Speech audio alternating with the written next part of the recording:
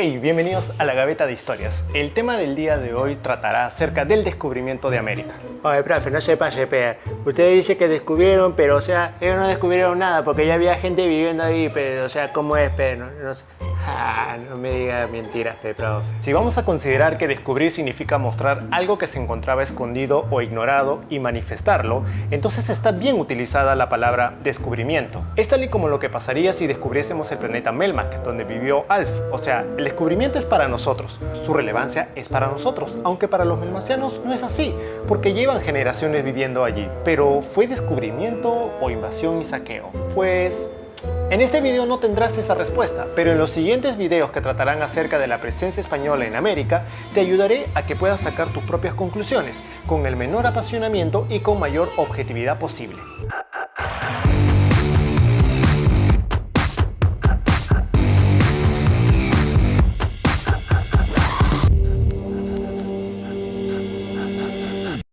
Durante el siglo XV, el mundo dejó de desarrollarse de manera aislada cuando continentes y civilizaciones empezaron a depender unos de otros. África, por ejemplo, un continente rico en recursos naturales como oro, cobre y sal, fue un mercado atractivo para la India, Arabia, China y Europa. A fines de este siglo, los portugueses buscaban nuevas rutas de comercio hacia el continente asiático, esperando comprar artículos más baratos que lo que costaba por las rutas terrestres. Para esta empresa, los portugueses importaron de Oriente las famosas carabelas.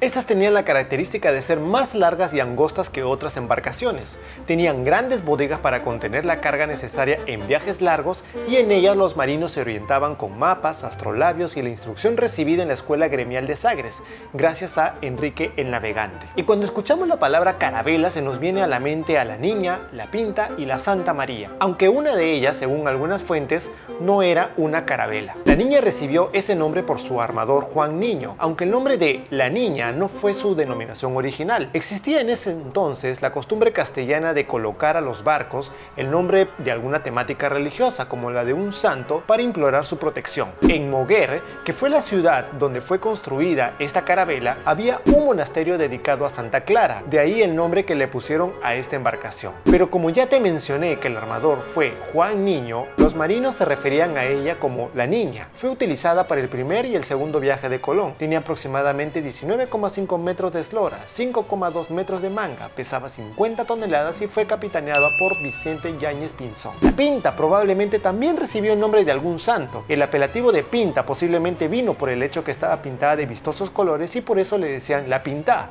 del que derivó la Pinta. Tienes tu pin, pinta de seductor. Tenía aproximadamente 14,9 metros de eslora, 4,6 metros de manga, pesaba aproximadamente 40 toneladas y fue capitaneada por Martín Alonso Pinzón. Y finalmente la Santa María, Madre de Dios, que más bien los marinos de la época se referían a ella como la Gallega.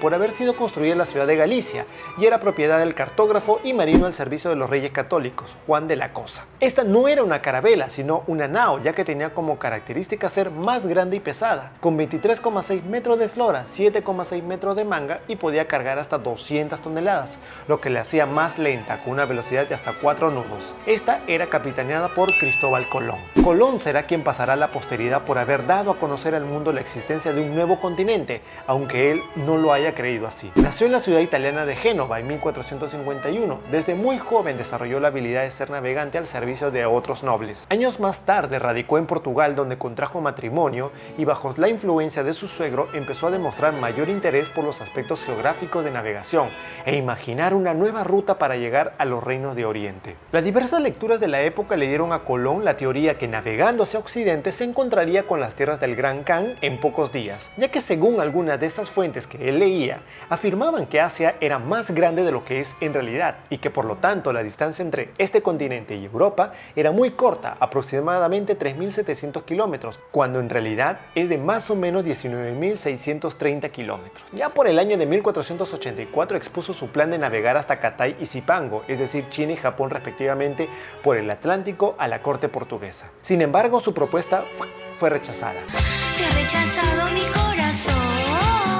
Al año siguiente, Cristóbal Colón se trasladó al monasterio de la Rábida, en Palos de la Frontera, donde conoció a Fray Juan Pérez, quien fue ex confesor de la reina Isabel, y a Fray Antonio de Marchena. Ambos fueron convencidos del plan de Colón y le consiguieron en 1486 una entrevista ante la reina Isabel de Castilla y el rey Fernando II de Aragón. Sin embargo, Colón fue rechazado constantemente porque el interés y los recursos de la corona de Castilla se encontraban en la guerra contra la última resistencia árabe en la península ibérica. Pero al final de varios años después terminaron por aceptar la propuesta de Cristóbal Colón. Pero el genovés fue rechazado nuevamente, ya no por el tema del viaje, sino por lo que exigía a cambio: ser virrey, gobernador, almirante, tener ventajas económicas de y en las tierras descubiertas. Por suerte para él, la corona castellana consiguió los fondos para la expedición y el 17 de abril de 1492 se firmó la capitulación de Santa Fe, otorgándole a Cristóbal Colón lo que había solicitado anteriormente. ¡Puta, qué ofertón! La ciudad de Palos de la Frontera le proveyó a la expedición 2 carabelas, a la Niña y la Pinta. La nao Santa María fue dada por Juan de la Cosa. Colón ya tenía el dinero, los barcos, alguna noción de cómo llegar, pero le faltaba la tripulación. ¿Y cómo hizo para que un extranjero como Colón consiga la gente? Pues contactó a Martín Alonso Pinzón, al que logró convencer, y este a sus hermanos Vicente y Francisco, consiguiendo reclutar 90 hombres de diferentes nacionalidades, oficios y hasta criminales.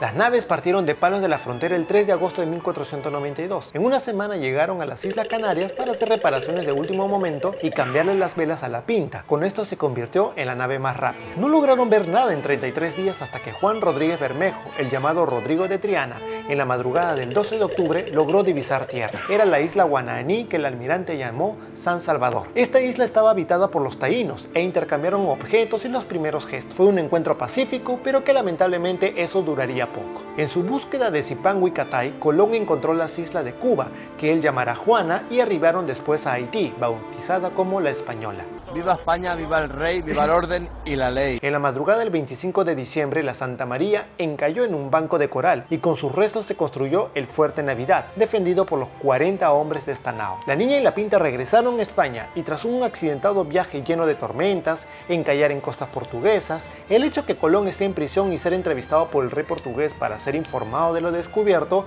llegaron al final el 15 de marzo al puerto de Palos. Colón fue recibido en Barcelona por los reyes de Castilla, a quienes les presentó de las Indias una decena de nativos, papagayos, ajíes, maíz, entre otras cosas. Finalmente se prepararon para el segundo viaje. Esta vez ya no solo sería de descubrimiento, sino además de conquista y colonización. En el segundo viaje, la expedición salió del puerto de Cádiz el 25 de septiembre de 1493. Colón estaba al mando de 17 barcos, 5 naos y 12 carabelas y 1500 hombres. Un hecho importante a destacar fue el Tratado de Tordesillas, firmado el 7 de junio de 1494, que fue un acuerdo entre Castilla y la corona portuguesa, fijando la repartición del hemisferio occidental y oriental, tomando como referencia 370 leguas al oeste del Cabo Verde. También asumir el compromiso de no realizar exploraciones en el hemisferio atribuido a cada una, y entre otras cosas. Con esta nueva demarcación territorial, permitió años después la fundación de Brasil, que estaba en la zona oriental portuguesa. Rivaldo, Ronaldinho Gaúcho cobrou direto pro gol! La expedición de Colón arribó el 3 de noviembre a las Antillas Menores, donde tuvo noticias acerca de los temibles caribes. Bautizó a la isla Borinquén como San Juan Bautista, pero 18 años más tarde Ponce de León rebautizará el principal puerto de la isla con el nombre de Puerto Rico, y ese nombre pasó a toda la isla.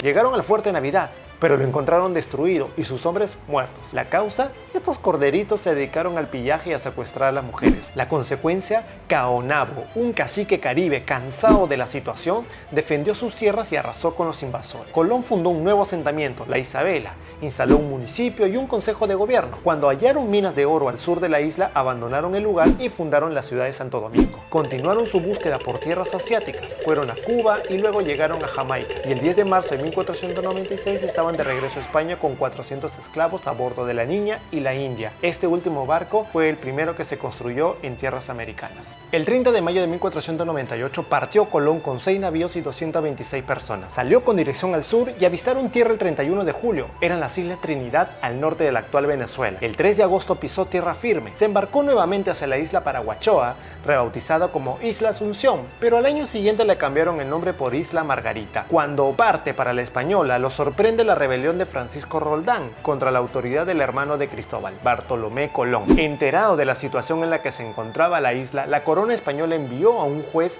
para apresar a Colón y a sus hermanos. Llegaron a Cádiz el 25 de noviembre de 1500. Allí es obligado a renunciar a sus derechos otorgados en el Nuevo Mundo a cambio de su liberación. Finalmente, el cuarto viaje se dio con un Cristóbal Colón acabado por la gota y la artritis. Con 51 años de edad, se hizo de 2 carabelas y una tripulación de 144 personas. La condición era no volver a pisar la Española. Partieron el 9 de mayo de 1502 y regresaron el 7 de noviembre de 1504. Este viaje sirvió para explorar las costas de Honduras, donde se produjo el contacto con los mayas, Nicaragua, Costa Rica y Panamá. Colón terminó con los barcos hundidos y varado en Jamaica con sus hombres. Lo rescataron tiempo después y lo llevaron como un simple pasajero de vuelta a España. Murió el 20 de mayo de 1506 entre la indiferencia de la gente, enfrentado con la corona, convencido de haber llegado a Asia y de haber demostrado todas sus teorías. En conclusión, la hazaña de Colón fue una mezcla de suerte, intuición y conocimiento. La ruta que estableció quedó como precedente para los siguientes 4 siglos. Durante el segundo viaje se nota el interés de la corona por conquistar y colonizar las nuevas tierras. Revisa nada más en este video cuántos barcos y tripulantes enviaron. También se embarcaron varios frailes dando a entender la intención de colonizar y no de aplicar factorías como lo venía haciendo Portugal. La fórmula era descubrir, conquistar y colonizar. A partir del tercer viaje se inicia una serie de viajes menores para profundizar el conocimiento de tierra firme. Alonso de Ojeda y Juan de la Cosa empiezan a trazar mapas fiables de las Antillas y la costa occidental.